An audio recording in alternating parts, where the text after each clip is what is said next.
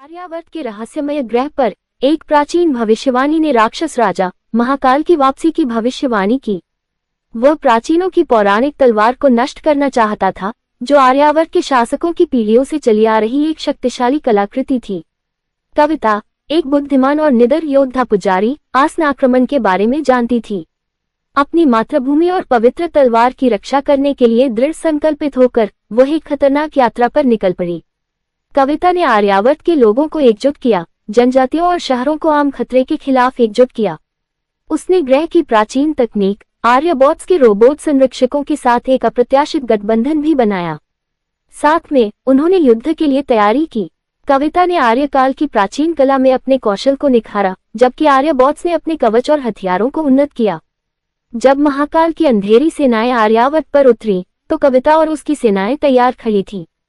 युद्ध पूरे ग्रह के आसमान और परिदृश्य में फैल गया, जिसमें कविता और आर्यबॉट्स सबसे आगे थे। राक्षस राजा के किले के बीच में कविता ने महाकाल का सामना किया। अंधेरे के खिलाफ जब उसने प्राचीनों की तलवार चलाई, तो वह चमक उठी। कविता ने अंतिम शक्तिशाली प्रहार के साथ महाकाल पर प्रहार किया, जिससे उसकी अंधकार में ऊर्जाएं चकनाचूर हो गईं। राक्षस राजा की सेना बिखर गई और आर्यावर्त बच गया। लोगों ने खुशी मनाई, कविता को एक नायक के रूप में सम्मानित किया। आर्यबॉट्स ने उसकी बहादुरी को सलाम किया और प्राचीन तलवार नई शक्ति के साथ चमक उठी। कविता ने तलवार को उसके पवित्र मंदिर में वापस कर दिया, ताकि आने वाली पीढ़ियों के लिए इसकी सुरक्षा सुनिश्चित हो सके। आर्यावर्त ने शांति और समृद्धि के एक नए युग में प्रवेश किया।